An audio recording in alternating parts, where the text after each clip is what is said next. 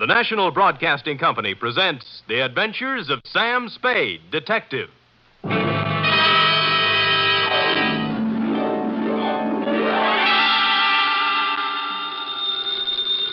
Sam Spade Detective Agency. This is Miss Bergamot. Oh, Miss Bergamot, I'm so sorry, beg pardon? but Mr. Spade isn't in. He ought to be back any moment, however. That is, if you wish to employ him. This is his secretary, Miss Perrine. Well, as a matter of fact, Miss Perrine... Oh, he'll be available, I know. The matter he's attending to is purely routine. What he calls a humdrum number. Humdrum? Well, it's a private detective version of babysitting. You see, all Mr. Spade had to do was sit on a chair for 24 hours. And that's why I say he'll be back any minute. His last words to me were, take anything. So if you desire his Miss services... Perrine, I do not desire Mr. Spade's services. As a matter of fact, he's using mine. What? I'm his nurse at the Harbor Emergency Hospital. Nurse, another shot. Please, this time, bourbon. You must lie quietly, Mr. Spade. He's coming along quite nicely. The bullet didn't enter the cranium at all. Bullet? Cranium? Both. Mr. Spade wants to... But I Now, Mr. refuse, Spade, you nurse. I refuse. But, Miss Nightingale, I am. F.F. Wonder Girl. Sam. Ah. Oh, Sam. Dry those big brown eyes, Cherub. Fluff up the sofa and spread out some lap for me to lay my poor bullet-ridden head on. In practically no time at all, I'll be staggering in to gasp out a humdrum report on the Kimberley cross caper.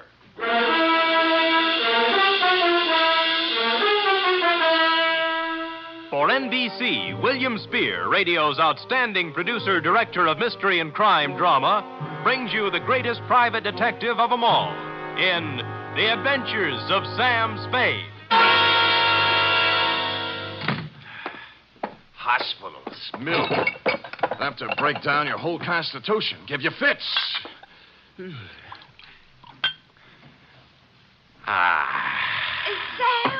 Who else? Oh, Sam. You look like the drummer man in the Spirit of 76. Nothing.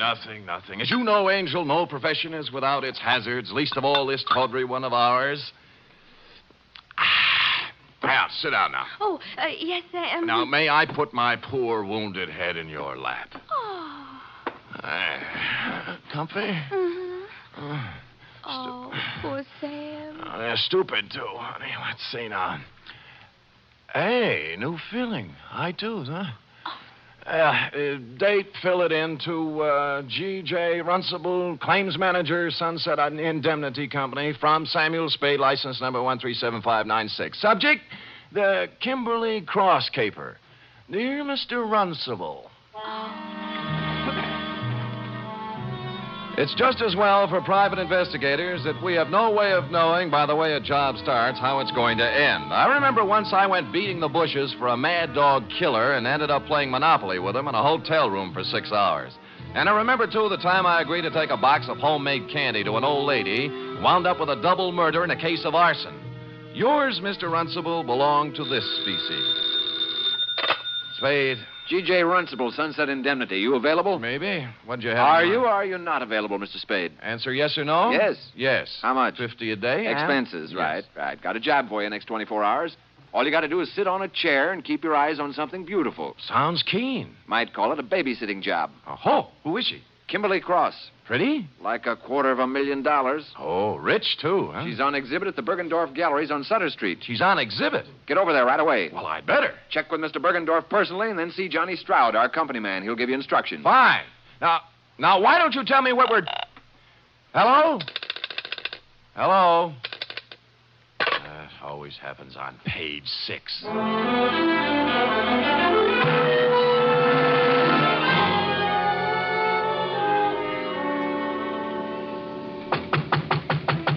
Mr. Bergendorf! Mr. Bergendorf, you! Sorry, sir. The exhibit officially does not until 9 a.m. begin. As you see... It's 8:45. I won't charge you, Mr. Bergendorf. I won't charge you. You can bring out the baby any time now. Mr. Runcible of the Sunset Indemnity sent me. Here, my credentials. Mr. Spade, you are? Mr. Spade, I am, yes. Now, what's with this Kimberley Cross? To a single-horse gallery such as mine comes such an honor only once. Yes. Today only Bergendorf's is with Tiffany's in the same class. Here. Here. Huh? Is picture of Kimberley Cross. Yeah? 14 stones, all blue-white. 8 down, 6 across. Total, $268,000 plus 20% tax. Oh, jewelry. To call this jewelry is to call Elizabeth Taylor a garden variety tomato. Yeah. Is a crown jewel from Thuringia, Mr. Spade. Really? Is part of estate of a dead duke. Is price tag $268,000 plus 20%. Yeah. Where is it? Involved. Time lock. Comes 9 o'clock on the nose, she opens. Then... Yeah, the exhibit begins. Yeah, there's a company man here from the insurance outfit, isn't there? Johnny Stroud. Oh, where is he? He's working concealed. Oh? This man Stroud undercover. Clever stuff, huh? You see, parked at curb across the street, one autobus. Oh, yeah. Department of Public Health, City and County of San Francisco. What, Anti-tuberculosis campaign. Pardon? Is giving to public for free gratis 1 X-ray per citizen for chest cavity. Oh, chest X-ray. Handily parking opposite the Bergendorf Gallery so inside Mr. Stroud can take for himself a plant. Get it? Clever. The free gratis autobus for chest X-rays was a square-end job, complete with reception compartment, X-ray machine, and attendant. The latter a sincere type with horn-rimmed glasses and white-starched blouse. I use the word sincere advisedly, since he was at the moment doing a selling job on Johnny Stroud. You know what I always say, Stroud? What do you always say, George? You never can tell about a cough. You never know. Yeah, you see right there. I got a cold. Maybe. 8 to 5, it's only a cold. But 5 to 8, let me take the picture now. No charge, no pain. No dice. Go away. Oh, Spade? Yeah. Good. Come on in. The boss said he was sending you up. Plenty of room back here. You realize you're standing right in front of my X-ray machine? We'll move when you get a customer. Customers, Sorry. yes. Where are they? Where are those chests? If people only knew that 8 to 5, it may be a cold. Then Did again, you never Runcible know brief things, you on huh? this, Spade? Yeah, it was brief, all right. How do you make it? 14 vulgar-sized diamonds looking for a buyer. Sunset indemnity insuring Bergendorf against loss during the 24 hours they're on his hands. That's 2 for you. There's 2 against me, too. Oh? Like, why does Sunset Indemnity need outside help when they have you? And why are you playing like a movie dick when the sensible thing to do is to sit down next to the exhibit with both eyes open and a rod under your arm? What are you doing, George? I'm testing my machine. Don't let me interfere with you, boy. George doesn't like me. I see that. Well, I guess the boss left out one item, Sam. A tip?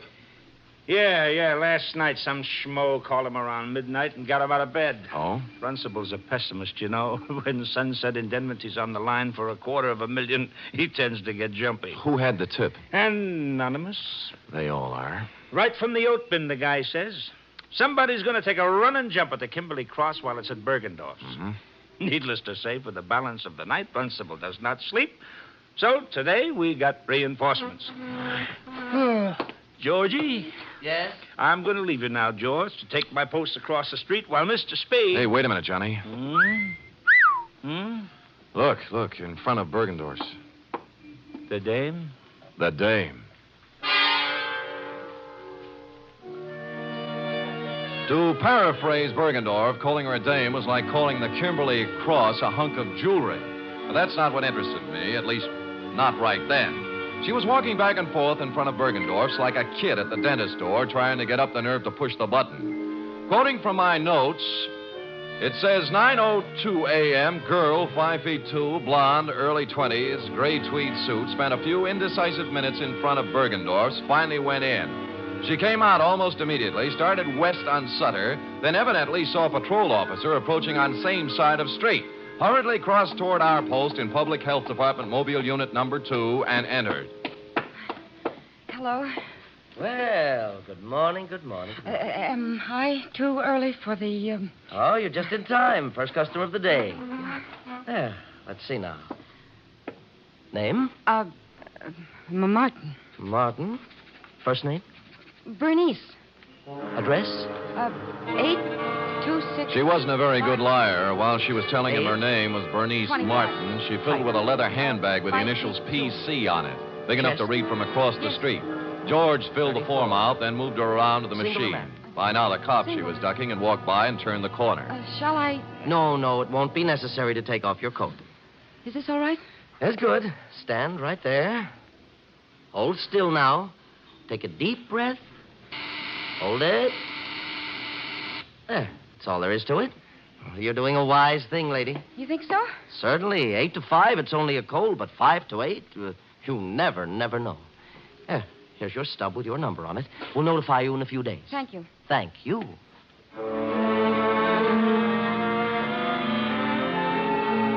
Whereupon Miss P.C. hustled down to the corner and into a drugstore. 5 minutes later, she still hadn't come out. Stroud was beginning to champ at the bit. So what, Sam? So she's worried.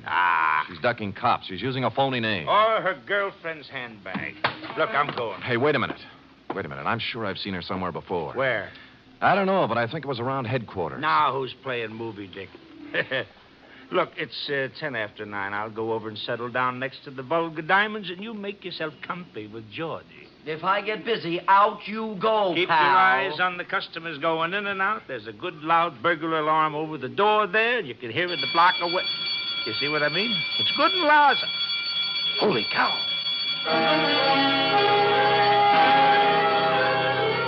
Stroud took the gallery, and I set sail for the corner drugstore, pulling up in 20 seconds flat. She was gone, of course. The druggist was at the fountain, mixing a Coke, which he spilled when I reached across and grabbed him by the lapels. Blonde, you say? Yeah, young, gray suit. Look, I told you, Jack, she just came in here. I know. What do you want to know about her? What'd she do, telephone? Nope. She was just like you. Asked me about a guy. What guy? Larry Galliano, his name is. Wanted to know if I'd seen him come by this morning. Who's he? I don't know. Did she describe him? Didn't have to. His picture's on page 1 of the morning paper. Here, take a look.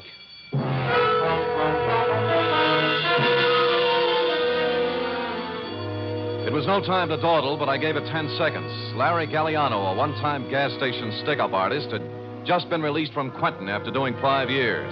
On the way across the street to Bergendorf's, it came back to me where I'd seen her, standing outside the courtroom, crying when they sentenced him 5 years ago. Over here, Sam. Yeah. Oh, no. Bergendorf, huh? Yeah, shot from behind. The stones, needless to say. Sure. Maybe you were right about that day. No, she didn't have time. Someone was hiding in here waiting for Bergendorf's to open up this morning. How'd you get out? Well, there must be a back door in this joint. I'll check it. The phone's on the desk. Wake up Lieutenant Dendy, huh? Right. How he'll love it, too. 2 of us holding hands across the street while... Stroud! Johnny Stroud! Look, it's me, Bergendorf, Sam Spade. Stroud! He's checking the back door. Who did it? Oh, double-crossed me. Wanted it all. Who? Who you talking about?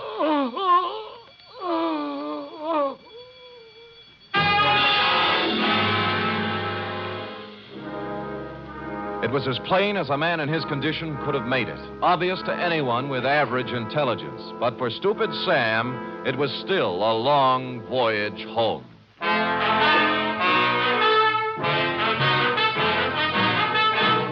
You are listening to the weekly adventure of radio's most famous detective, Sam Spade. And now back to the Kimberley Cross Caper, tonight's adventure with Sam Spade.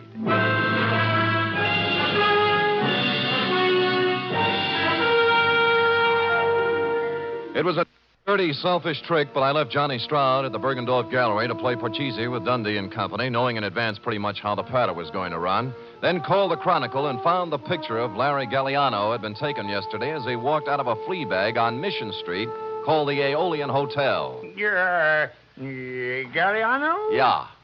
Sure. I know him. Stayed here night before last. Until I found out about him. Oh, found out what? That he was an ex-con. Wow.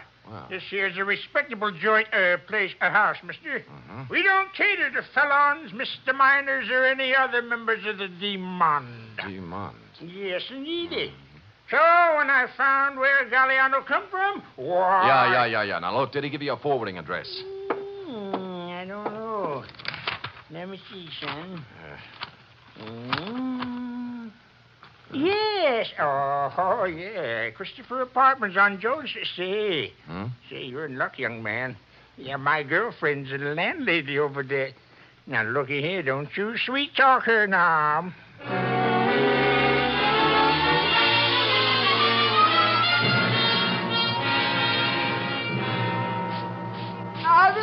way, boy. Out of the way. Look, all I want, madam, is one moment of your time. I already told you, boy, I don't know no Galliano. Yeah. Never heard of him.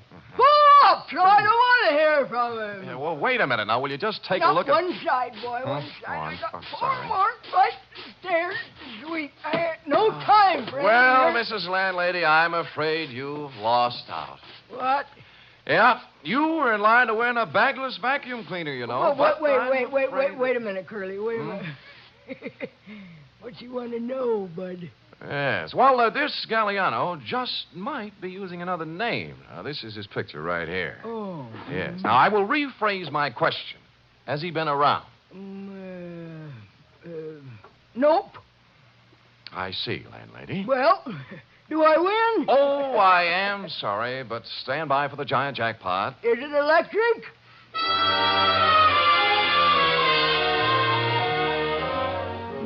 I patted her cheek, made a detour around her, and left, figuring to check with the parole board.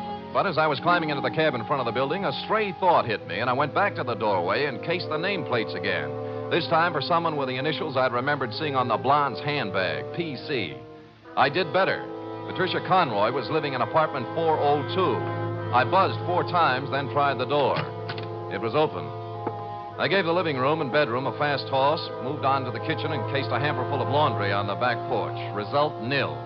I'd about decided I was in the wrong apartment when I noticed something that changed my mind. A crumpled up envelope in a wastepaper basket in the living room with today's date on it, marked Western Airlines, Flight 6 to Los Angeles, passenger L.P. Galliano. I had the phone in one hand and a finger on the dial when... Put it down. Huh? Oh. Are you going to put the phone down, or do I have to shoot? You mean there's no third choice? Put it down. Sure. Now what? Sit down. You'll be here for a while. Oh? His plane lands at Burbank in a half hour. If you have any dates between now and 4:30, forget them. Mm-hmm. Mind if I smoke? Go ahead. Oh. You know, this is pretty heavy-handed stuff for Naj, you know. I've grown up a lot in the last 2 days. Not enough, honey, or if you wouldn't be stooging for Galliano. He can't run away from this kind of a rap, you know. 48 hours. Hmm? That's how long Larry's been out of the pen. Well, he didn't waste any time getting back in stride. Look, what's your name? Spade. Spade, what if I told you Larry Galliano had nothing to do with it? I might give you quite an argument. And I don't feel like arguing, Mm-hmm. so I'll just tell you. Good. Someone offered him the job at Bergendorf's the day he got out. Larry thought it was legitimate until he heard a couple of things by accident. Like what? Like getting hired to play fall guy in a phony robbery. You mean Bergendorf was in? Sure, till this morning. Uh-huh. They figured Larry'd be a handy guy to have hanging around with his big, fat prison record when the diamonds disappeared. That's what he told me, and I believe him. I love him. Whether or not you believe or love me or him, I do not care. I also do not care what kind of a rap you pin on me when this is all over. All I want is time, enough to do a couple of errands. Now, hoist it out of that chair and put it down in the closet there. You hear what I said? Yes, ma'am.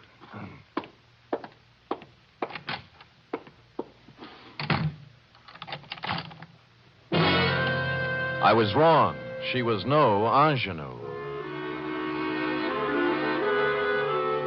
Happily, the closet had a light in it, so I settled down on a hat box and read some old copies of Mademoiselle until 5:30 when I heard the door close. What with soundproof outside walls, no window, a double slab door with a lock she thoughtfully filled with gum, it was almost 7 when I got back to my office. The next move, of course, was to call Lieutenant Dundee and wise up the Los Angeles police on Galliano. I picked up the phone and put it down 4 times. There was no use kidding myself. The yarn she told was pretty wild, but there was something about the way she told it.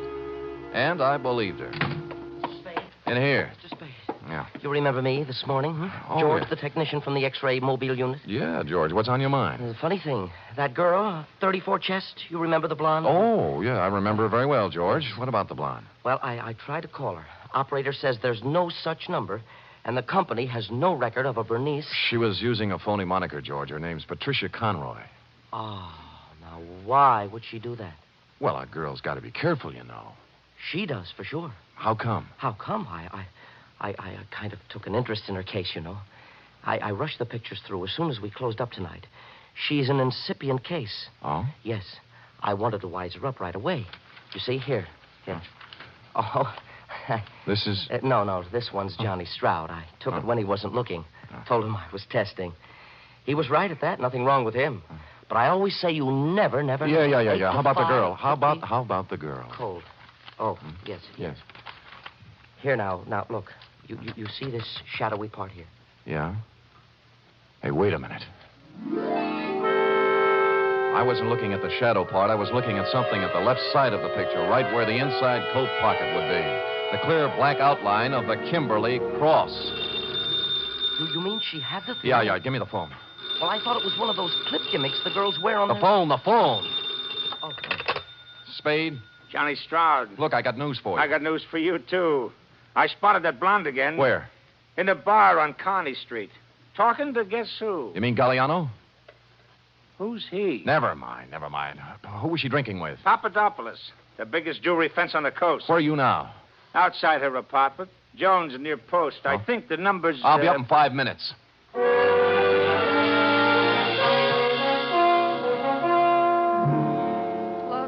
like I told you, Spade, I don't want to argue. She says she doesn't want to argue, Sam. Too bad. I don't mind telling you I'm a little burned up, baby. I fell for that line you handed me this afternoon. I didn't even mind sitting in your closet for 2 hours.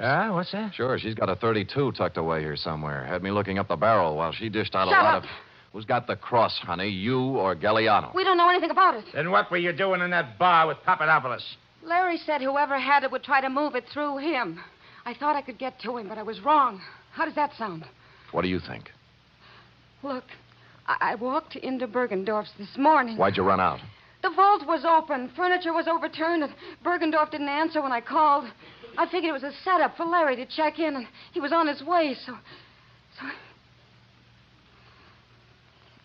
It does sound phony, doesn't it? It sure does, honey. I ought to lie, I guess. I could make up a better story than this. Oh, you're doing great. Why'd Larry blow Tom?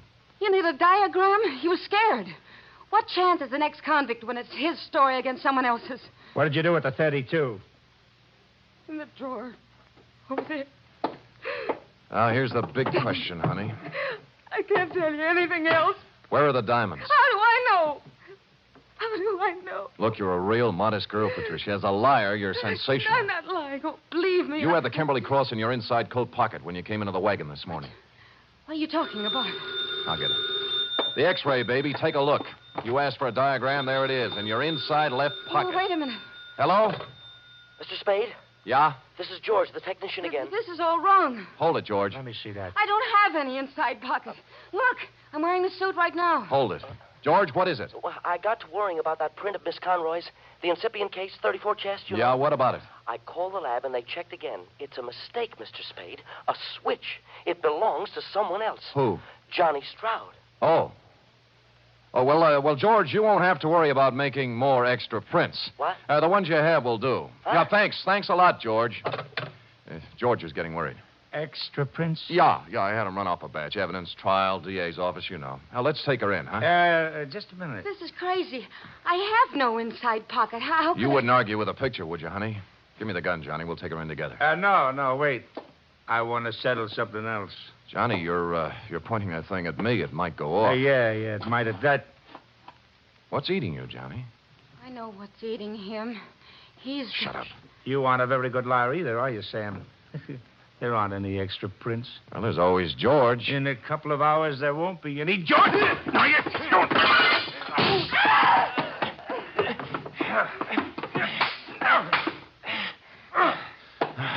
Okay, Johnny, on your feet. Let me go, Sam. Let me go. We can work out a deal. Shut up. Sam, your head. You're shot. Here, take the gun. Call Dundee. Get it? Dundee. Homicide.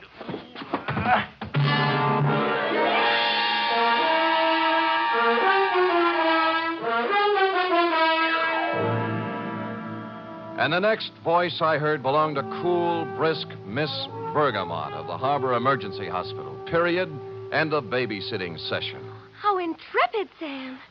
But your wound. Nothing, sweetheart, nothing. As Hopalong Cassidy always says in Reel 6, don't worry, honey, it was only a scratch. Now... Wait. Can't you get up without moving your lap? No, but Sam, there's one important omission. Oh? The Kimberley cross. What did Stroud do with it? That cherub is an intramural affair between Stroud and Mr. Runcible. While, as you know, this report is an affair between you and the portable. Oh. Scoot.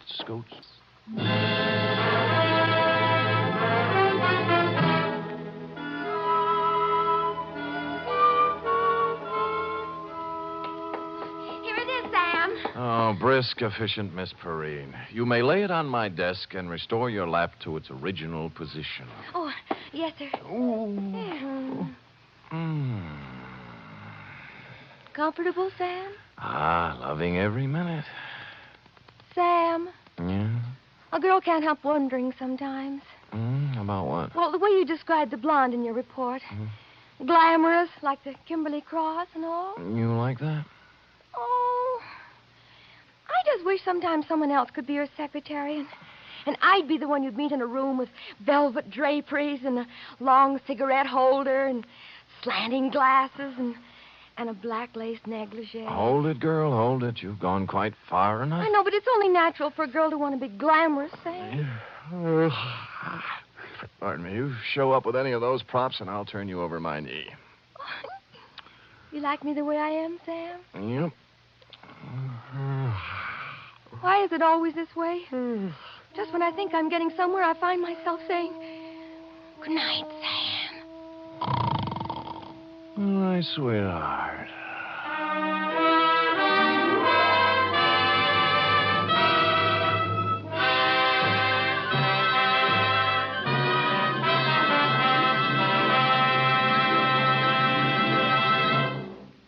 The Adventures of Sam Spade are produced, edited, and directed by William Spear. Sam Spade was played by Stephen Dunn.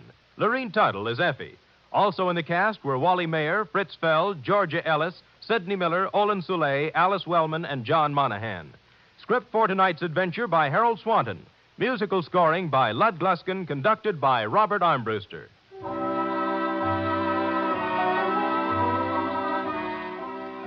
Join us again next week, same time, for another adventure with Sam Spade.